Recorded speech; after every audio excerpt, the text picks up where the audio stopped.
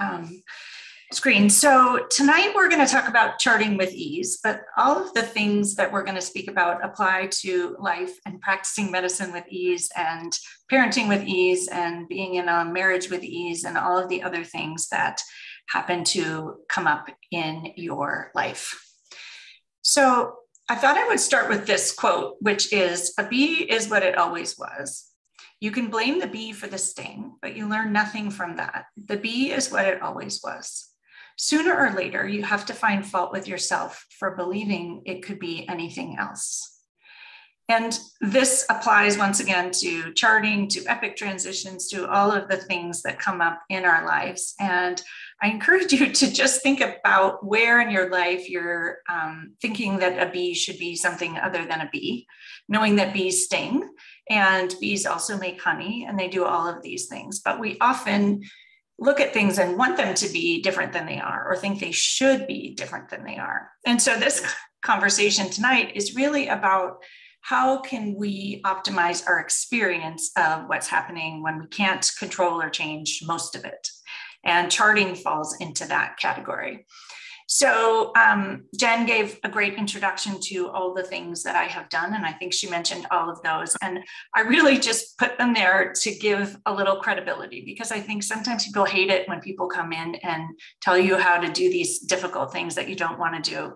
And what I really want to say is that I've actually done all of them. And I very much used to be a frustrated charter. And I was not the one who had my charts done when I walked out of the room. I had kind of a system where I would let them get up to about 25 or 30 charts at a time, but never 50 or 100. But that was clearly just in my mindset. That was somehow how it was okay.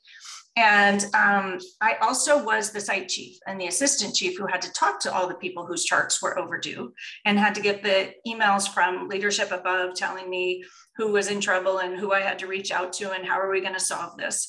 I was also the wellness chief. So I had all the conflicts about wellness fighting with operational needs and realizing that this work is very complicated and there are a lot of tensions involved. I was for most of my career a primary care pediatrician, but I also did hospital work. So I've actually gone through EPIC in both of those scenarios. And I'm trying to remember when we transitioned to EPIC/Health Connect. And what I remember most about it was that the pre-anticipatory anxiety was the worst part of all. And the idea of how difficult it was going to be. And a lot of the mindset, how we were going to be there all night and how it was going to be terrible and this was going to happen. And that's very much a way that we think as physicians. And so in retrospect now, I see that I could have improved my situation a lot had I had a lot of the mindfulness and mindset tools that I have now. But I will share a little bit more about approaches that can help with that. I am also a mom of 3 and had a baby in med school and residency and afterwards. And so I have dealt with the getting to childcare and all of those things.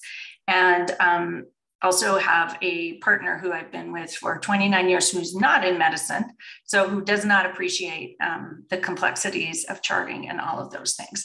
And so I say all of that to say that I think I've been there and I've heard all the stories and I've told myself all the stories about charting. And I have done quite a lot of work on how to approach it with intention and with mindful intention and how to get to a place where you can show up with agency and sovereignty because it feels better.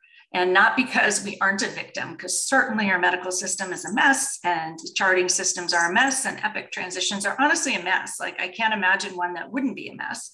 And yet we get to choose how we experience that. And that's really the offering here is we can choose to struggle more, or we can choose to struggle less. And we're not being complacent by choosing to struggle less. We're doing it because it's better for us. And that's really where I come at it from. And I actually just wrote this blog this week, and it struck me as something that should be in this talk, which is becoming a physician is hard, but being one is even harder. And I think many of us think that like, oh, when we make it there, when I arrive, it will all be better. And I shouldn't have to deal with charting and I shouldn't have to deal with all this stuff. And yet it's not true.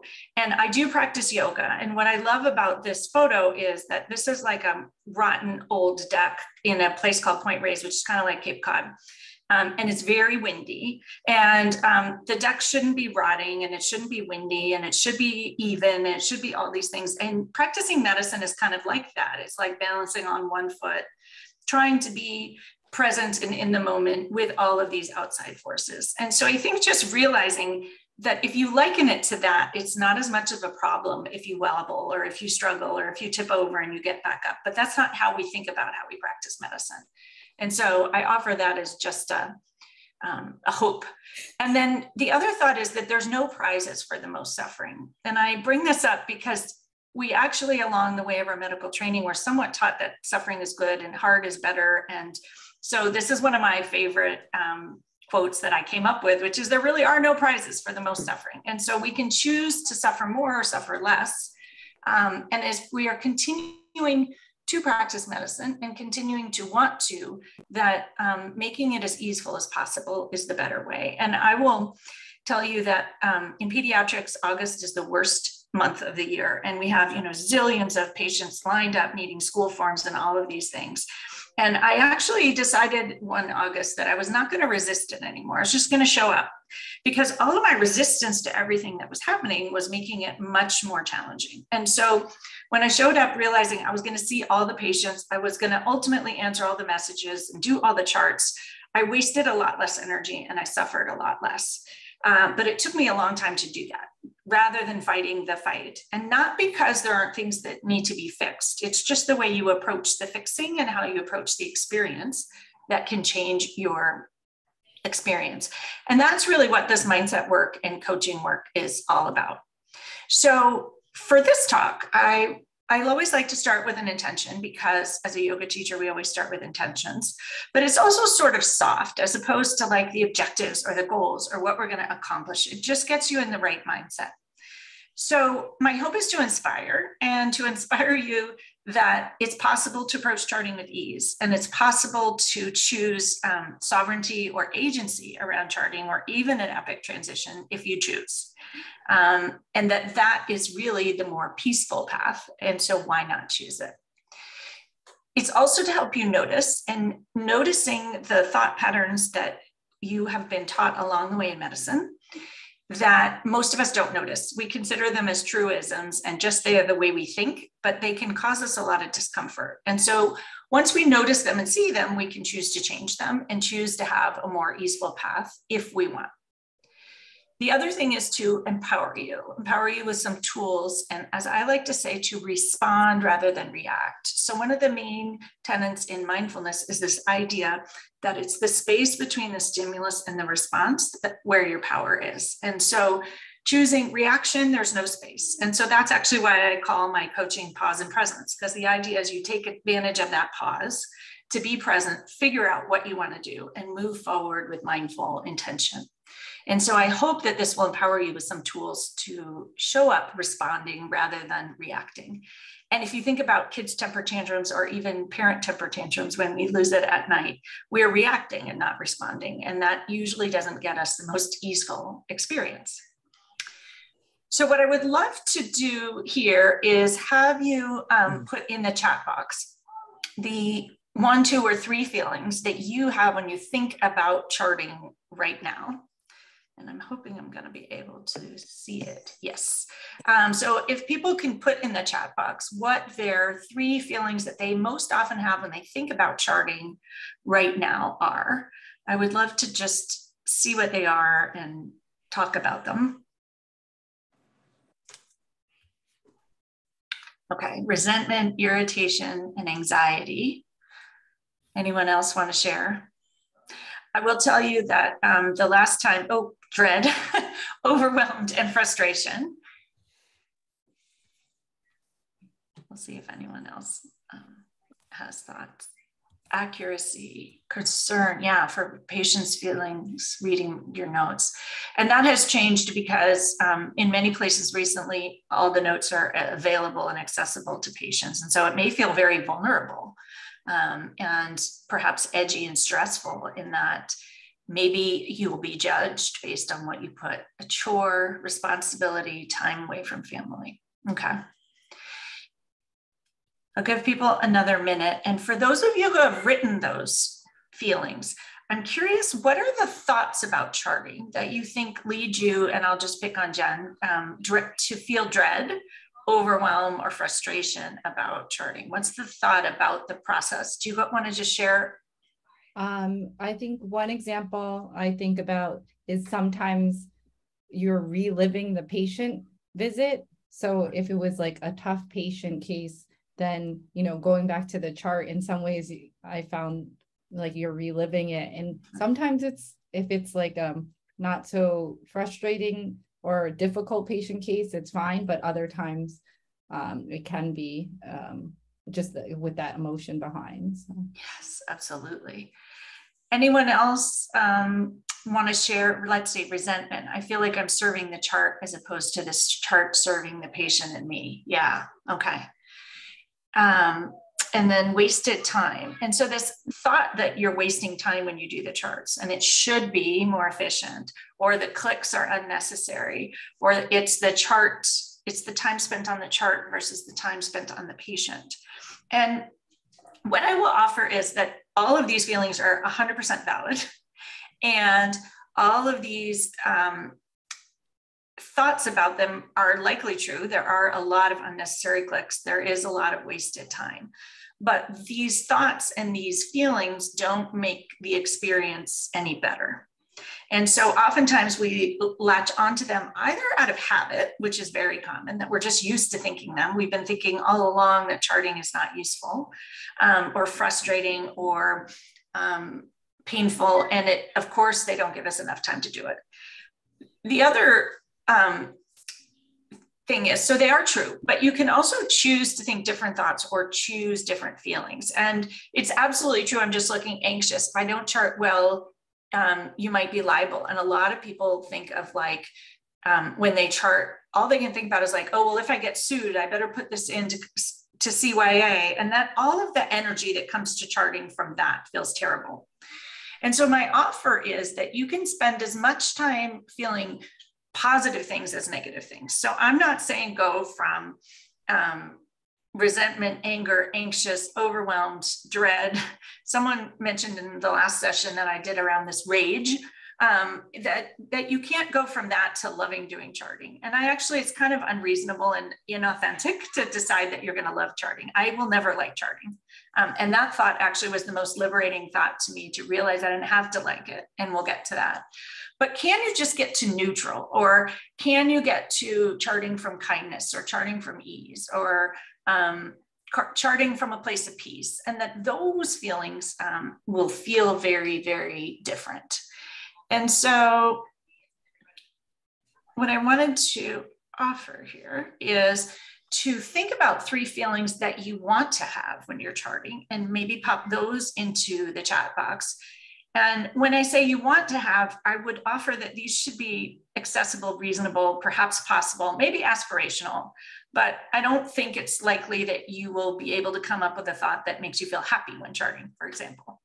So if anyone wants to pop in feelings that they want to have, and I had mentioned a few, like maybe neutral, maybe you might even go with less resistance.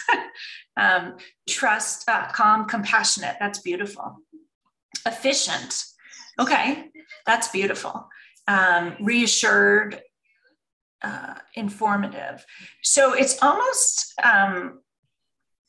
like the thought that charts could be simple, or charts don't have to be so complicated. Or some of these, I'm thinking, getting back to what's the purpose of the chart and focusing on that.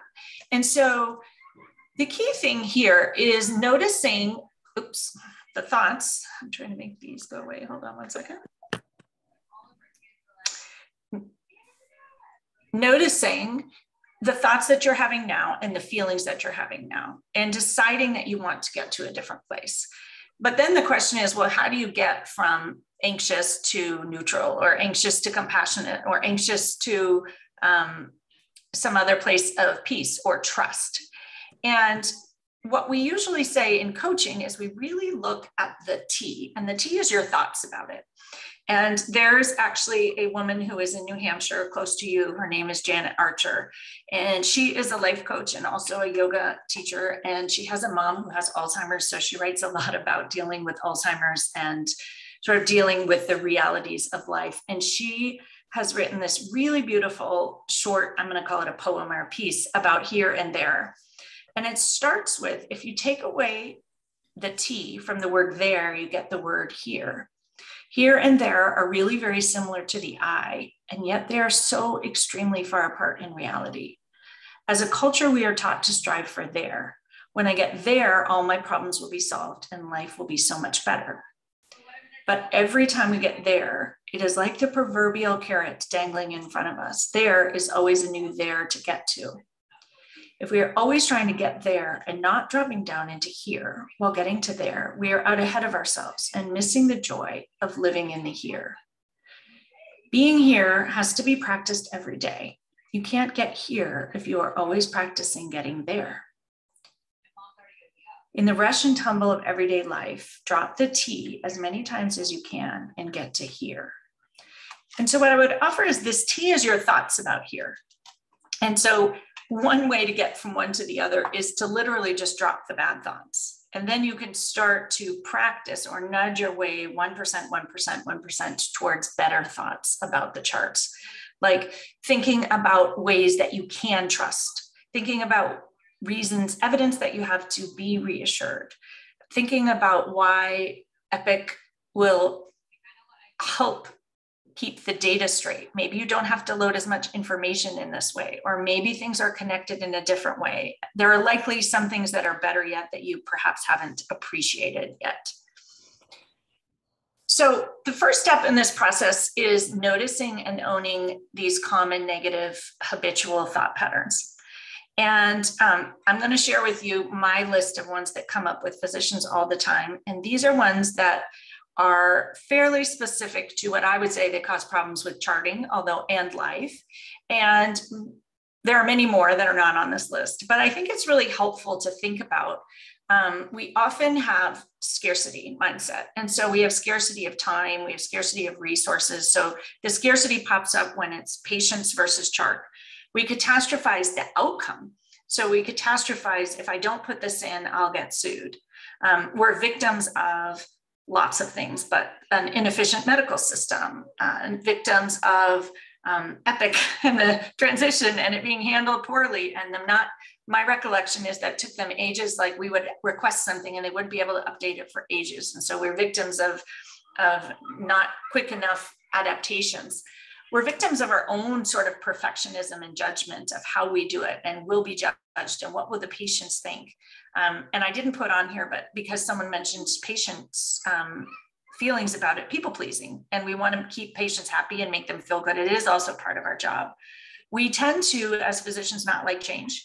We tend to like to know certainty, how it's going to go. And when you're in a transition or when you're putting your chart out to a patient, you can't know what they're going to think about it. We can't control how they're going to think about it. We're also trained to look for problems. And so even when things are going well, I'm a primary care pediatrician, I look for things that are wrong with perfectly healthy kids. And so I have something to share with their parents and teach them and make it a value. And so we tend to look at all things in our life this way, charting situations and big transitions to things like Epic. And it isn't that there aren't problems, but that the happy people are the ones that don't look for problems all the time. And so just realizing that that's your tendency and noticing, are you trying to fix things that aren't yours to fix? Because we are inherently fixers. And so what would be okay to let go for right now? What would be, perhaps if you just wait a little bit longer, it might get fixed? Or what is it too costly to carry? So thinking about problems in that way. We also like to control things. And so when I remember us transitioning to Epic and charts, everybody wanted to have their finger in the pie and get it all fixed in a way that would work for them. And we expended a lot of extra energy that we didn't have. So wasting energy on fixing the problem rather than wasting energy on doing the charts. And so it all just adds up. We tend to be martyrs, and I say that with total compassion, but we're kind of trained to be that way by residency and our medical system. And most of these things are things that we had when we went into medicine, and our training made it worse. And so I like to just add that none of these are our fault. They don't make us a bad person. And in many ways, they help to make us incredible doctors because we like to control things that are out of our control. We want to learn and be able to fix things that nobody else can fix. We're also very comfortable with hard and struggle. And I would say it's even more than comfortable. It might be a habit. And we're exceptional at comparing and despairing. So if Jen is really good at her charts, but I have a whole lot behind, or someone else gets them all done and someone else takes longer, we tend to put ourselves into that compare and despair and use that to judge ourselves in maybe not the kindest ways. So some tools to help, because that's really why we're here. And I do think it's possible to chart with ease, or maybe I'll say more ease, to be totally honest, because for me, at least, charting will never be totally easeful because I don't like charting. And my belief that I could love it someday, or I should love it, or there would be a day that I loved it, actually caused me a lot of pain. And what really, really helped me was to realize that I was never going to want to chart. I was never going to like it. It was just something I had to do and part of my job. So when you're approaching your charting, I suggest setting a helpful tone, choosing one that feels good. And so choosing some of those feelings that you want. So trust, kindness, compassion.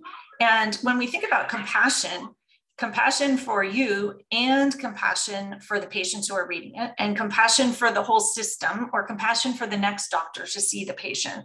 I'd like to go from inside to outside. Compassion for your family that's waiting for you. So maybe that will mean you'll go faster. So when you set that intention, it changes your whole experience of the process. And in my personal experience, I was going to do the charts anyway. So I might as well set myself up in a tone or it could be an energy space, whichever way works for you that I prefer. So to me, it's choosing to think and feel things that are good and that help you, rather than choosing thoughts that make you feel bad. So not choosing catastrophizing, not choosing I don't have enough time, rather than thinking of it as a chore. Actually, a chore could go either way, because if it's just like a chore, we do chores and we hate them less than we do charting most of the time. And so if it's just like washing the dishes, for example, or as Jen knows from listening to the podcast on this, just like brushing your teeth, it's not as big a deal. It is a chore, but it's not like a negative chore. So my first offering around this is to choose the thought that nobody likes charting. And I don't know anybody who likes charting. And so you don't have to like it.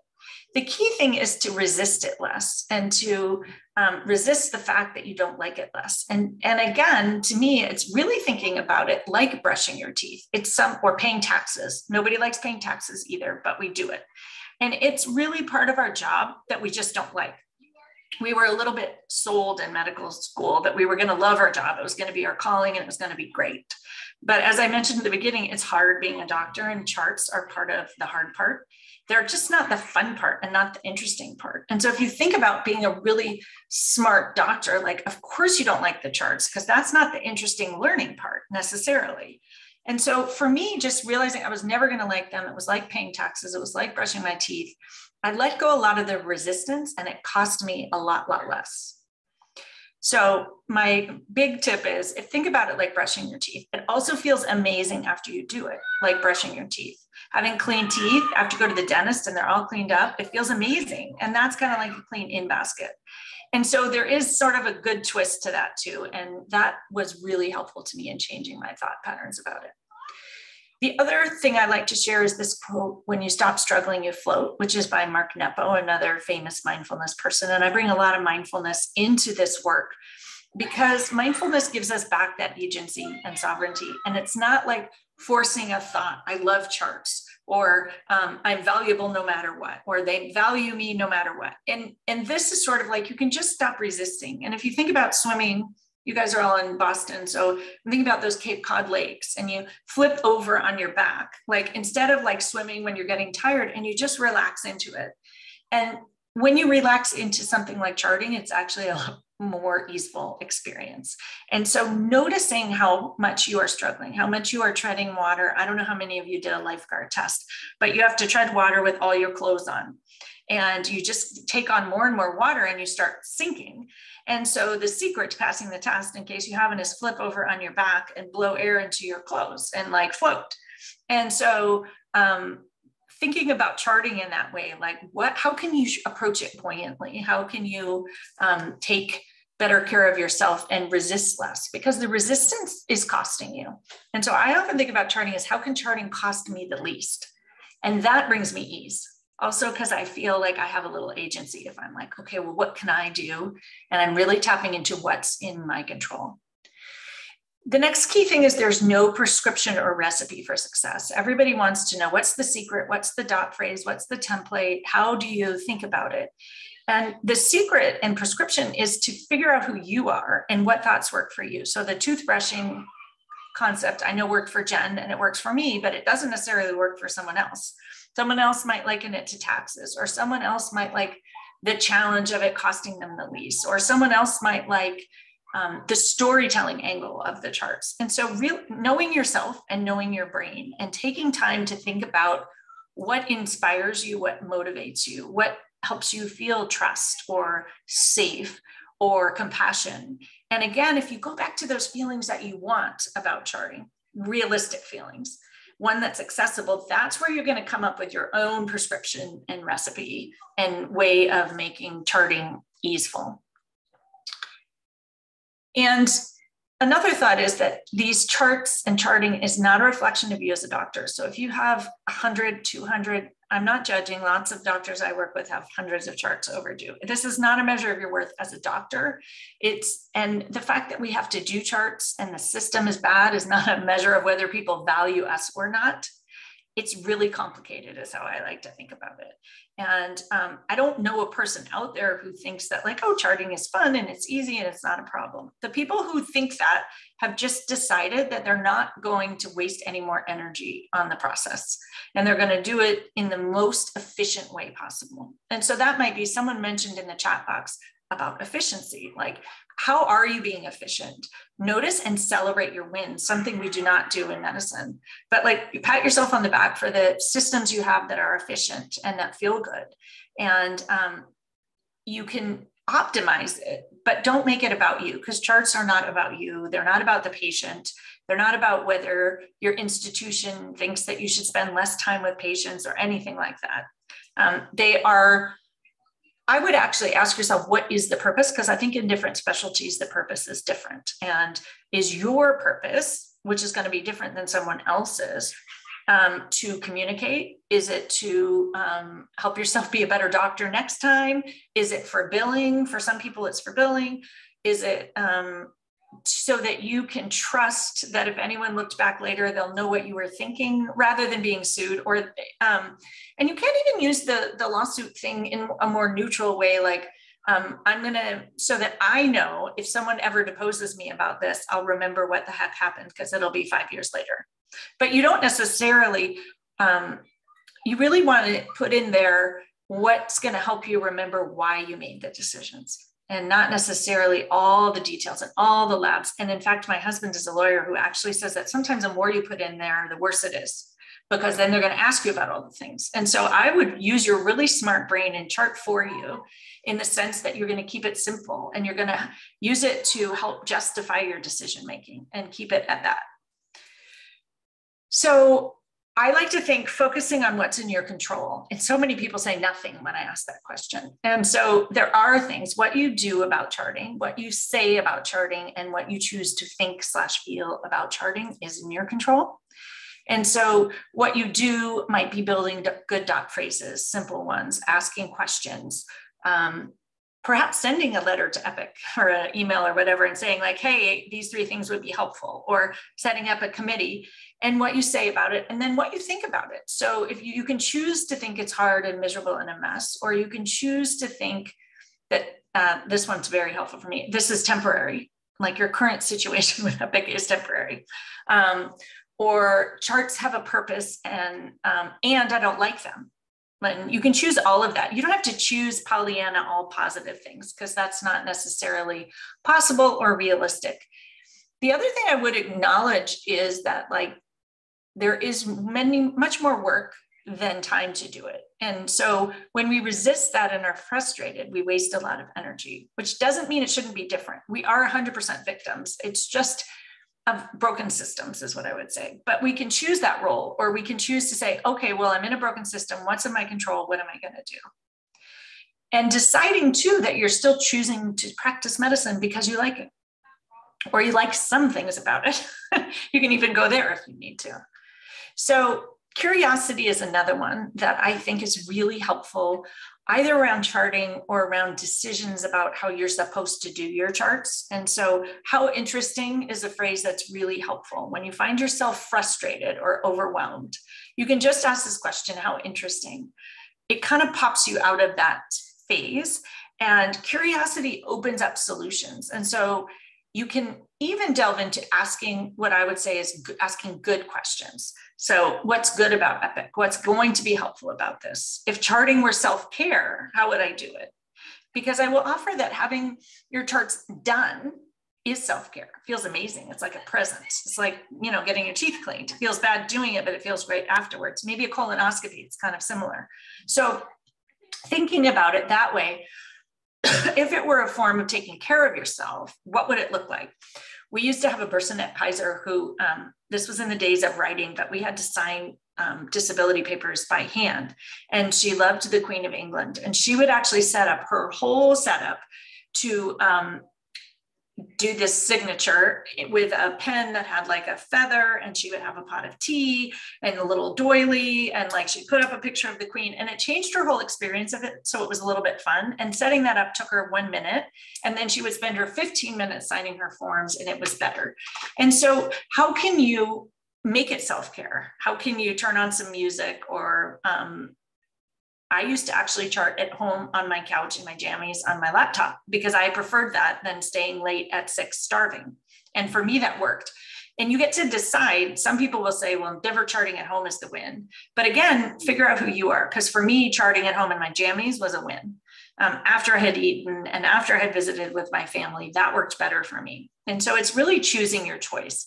And if it were easeful, what would you do? Or if you were hopeful that charting will get easier in the future, how would you approach it? Or hopeful that you're going to get home sooner, for example. Or if it wasn't a negative chore, if it was a dishwashing chore, how would you approach it? And so I think when we ask ourselves bad questions, why is it this way? It shouldn't be this way. How come they haven't fixed it yet? Why are they making me choose between time with the patient and time with the charts? Why are they making me not see my family? All of those give us not good answers.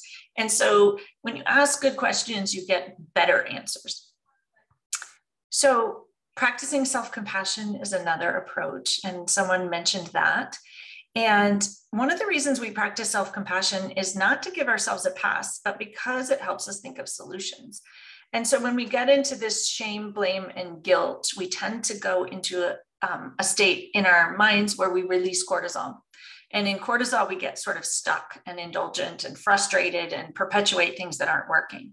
When we show up with self-compassion, we release oxytocin. And so that helps us think of solutions.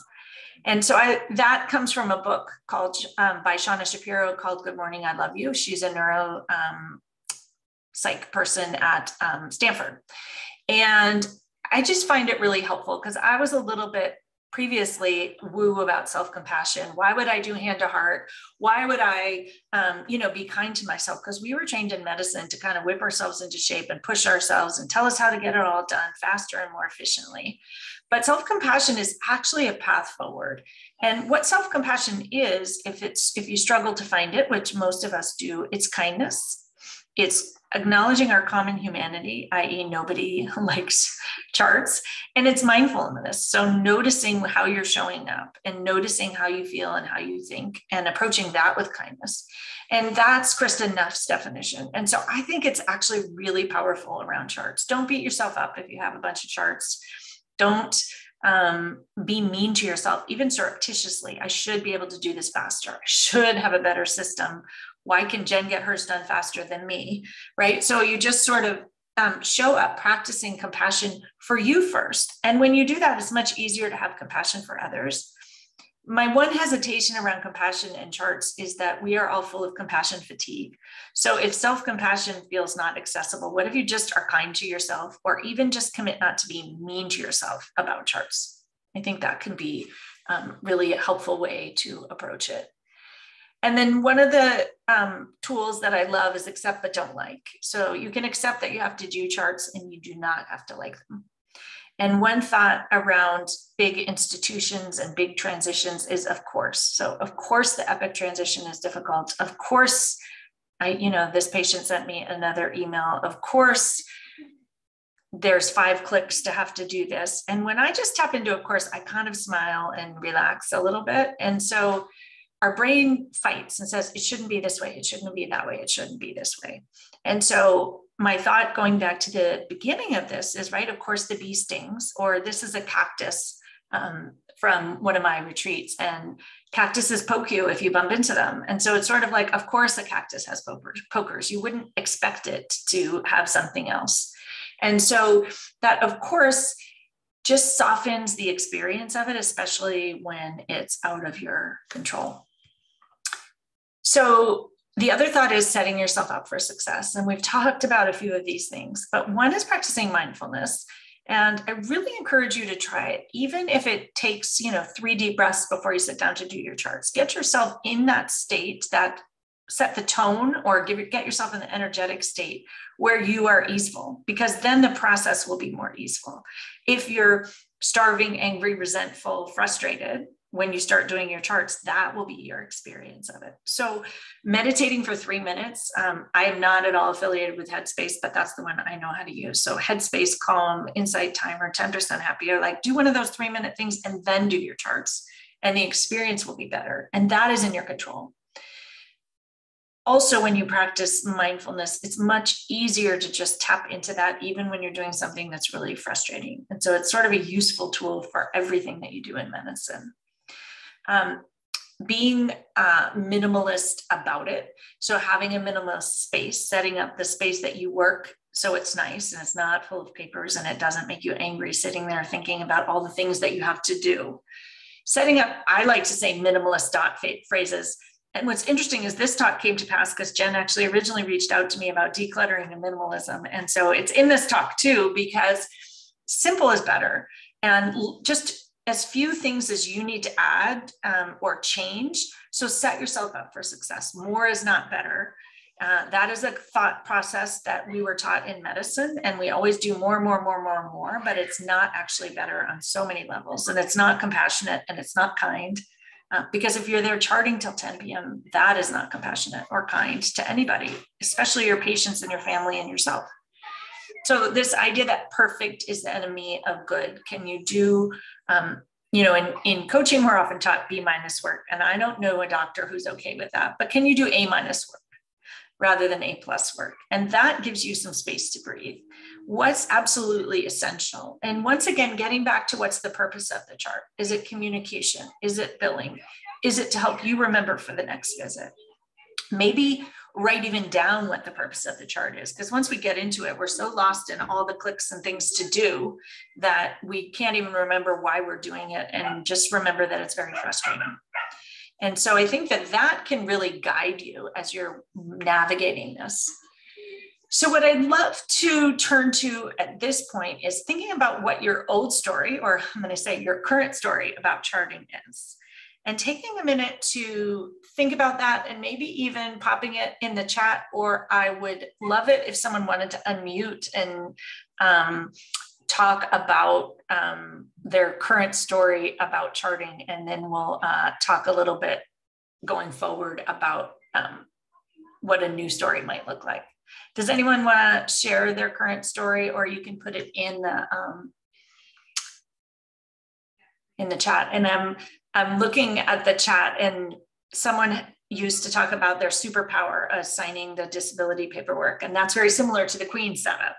And so I think having fun with yourself and having the fun with the things that you love. So I love flowers. So I used to go every week to the farmer's market and have them on my desk right next to that computer where I had to do the charts that I didn't love, but I could at least look at whatever flower was in season in that moment.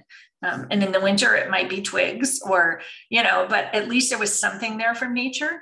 And so just thinking like, what would make it easier or better for you? Does anyone want to share their story about charting now, or their unhelpful story, and we won't judge?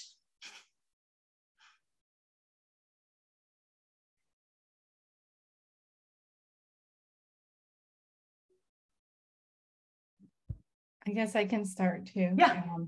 I think Binya Thakur, one of our endocrinologists, brought up, kind of, especially with Epic, some of the frustrations of like the constant clicks, or like now I think with our old system, it was a little bit of a dinosaur, but it was simpler. And I think it's been a transition, kind of seeing all these tabs and like feeling a little dizzy even. So, and then wondering, why do we have to like click all of this to send just one message? And I know, we've been hearing from some of our Epic champions, and the idea is once we transition, I think the biggest part is the flow of the old data for the patients. I know some of that will make things better, and hopefully just like our old system, you could bring over like some of the old notes. I think some of that I think my thought there is like, of course a new system takes longer, right? And of course transitioning is frustrating. I do have a thought, and I don't actually know your system, but that usually they transition to things because they're better, not always. But usually it's because there are things that are better in the, like, thinking about it as a long game. I do a lot of parent coaching, and we often, the idea is like, it's not this season or this 3 months, it's sort of the long game. But when we make the short game mean, and someone mentioned that they don't care that we're working so hard, they don't care that we're working the extra hours, that just makes us feel terrible. So you do not have to decide that the system is better, or you love it, or it's efficient. You do not have to decide. Someone mentioned in the chat that they're a victim of an industry that doesn't care if we have to take home work. You don't have to decide that they do care. You could just opt out of those thoughts because they don't feel that good.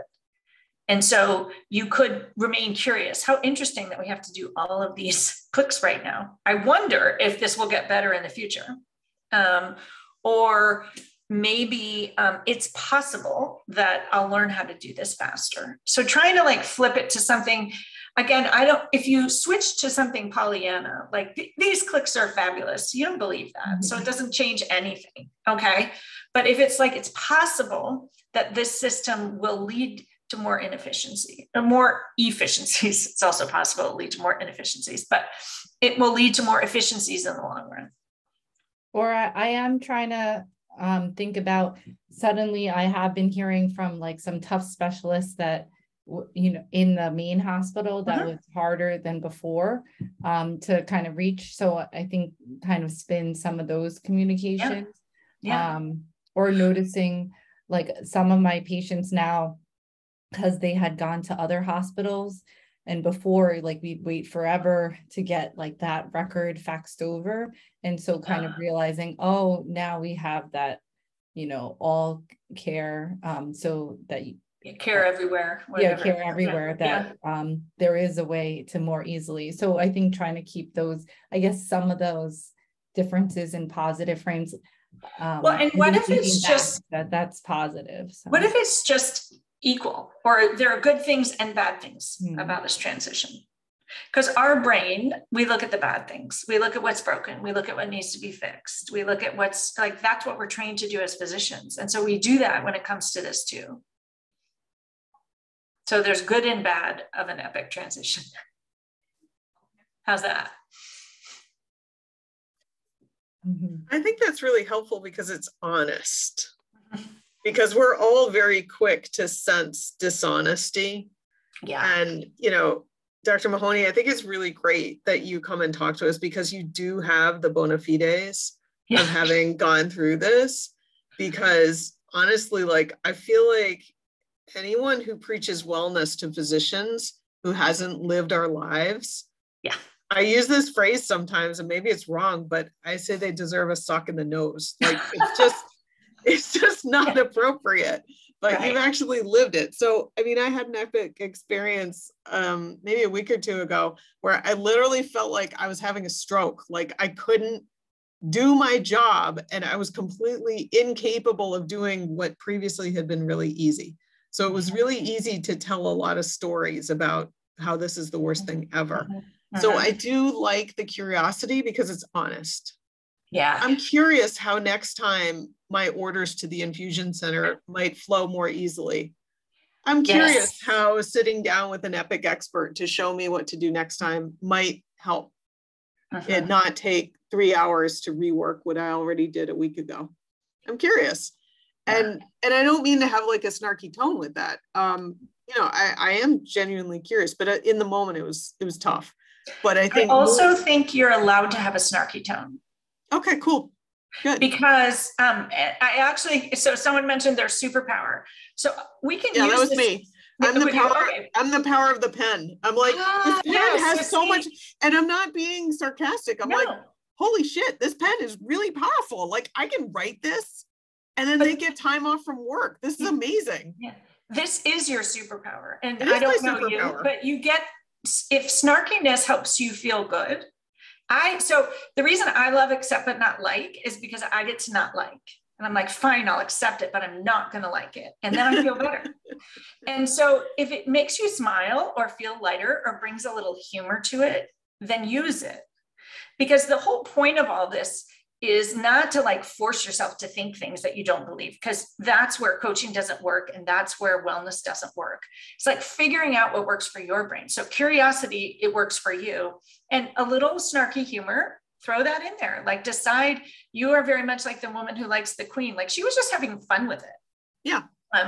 And I don't think she really liked doing that part of her work anymore, but she got some tea and I think she had a treat, and she had this lovely pen that she would only let herself use then. And it was like a way to just make the situation better.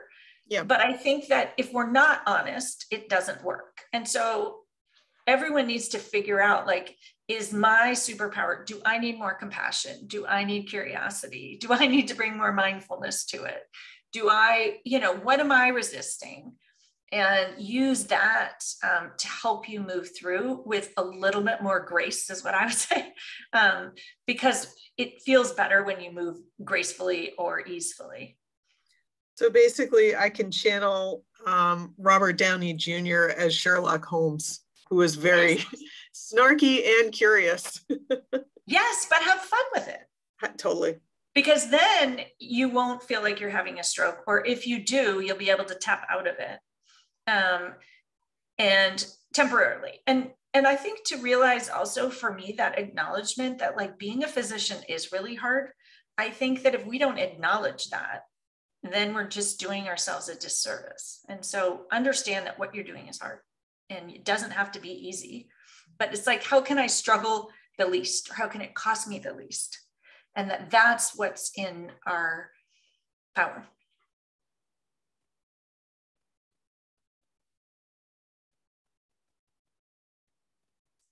So I'm curious. I love the curiosity as a story. Another story, usually the old story is long and full of all kinds of crazy descriptions and reasons why things aren't fair and bad and we're frustrated and etc. Victims. And the new story might just be, it's complicated, or this is temporary, or for you guys, because you're in a transition, this is not my favorite season. Like, the epic transition was not my favorite season of practicing medicine.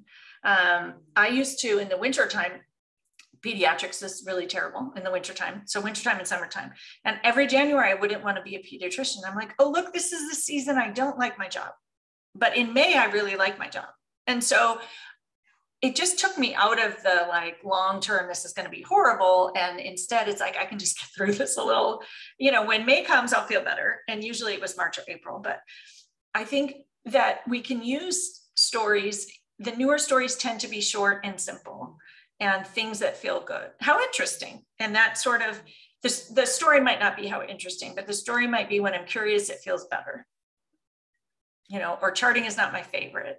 It's like brushing. My tools that really help me were it's like brushing my teeth.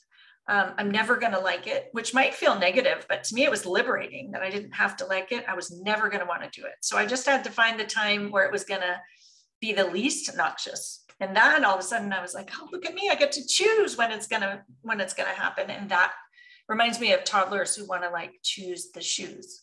And they just aren't going to wear the ones that you choose. And I was a little bit stubborn like that. And when I gave up that stubbornness, I was the one who won because nobody else was suffering except for me in that thought pattern. So I think telling, as I would say, a glass half full / helpful or sovereign queen Sherlock Holmes story. And then if you, again, I don't advocate the Pollyanna story. So a neutral story. Or one of my favorite books is The Boy, the Mole, the Fox, and the Horse. And he talks about, there's a glass half full, or is your glass half empty? And he says, I'm just happy to have a glass. And so my thought is like, isn't it nice that you get to be a doctor and you do have charts and like, just trying to like think of something that's like a little bit of an up level. So maybe a 5% improvement from what you're thinking now. You don't have to go from it's terrible to it's great, but just like 5%, 5%, 5%, and you'll feel much, much better in the long run. So thinking about what your news story is and maybe taking some time after this to write down like what tools do you want to bring to it. And I would love for people to put in the chat box what's going to help them because it might help others. Like what's the tool that you're going to bring to it, or what's the story? What's the thought that might help you think about charting differently? And then I wanted to just share a couple of resources. I know that Jen listened to the Charting with Ease episode, and I have a co-host, so it's both she and I. She's a pulmonologist who actually approaches charting fairly differently, but it's kind of a fun conversation. And so if you want to hear more about that or a little bit of a different twist, that's episode 49. And episode 59 is There Are No Prizes for the Most Suffering. And that has a lot of this idea of the mindset work. And then 47 is Mindful Self-Compassion with Kristen Neff. There are a ton of really good episodes. I'm of course biased because it's my podcast, but a lot of the same thought work that we brought today, I think you will appreciate it. And the conversation with Kristen Neff is really good in my opinion, because I really asked her, I said, I see so many doctors who struggle with self-compassion and they don't want to do it because they don't want to give themselves a pass and they're tired of being compassionate. And so she answers that question really well, I think, in that episode. So if you struggle with that, check it out.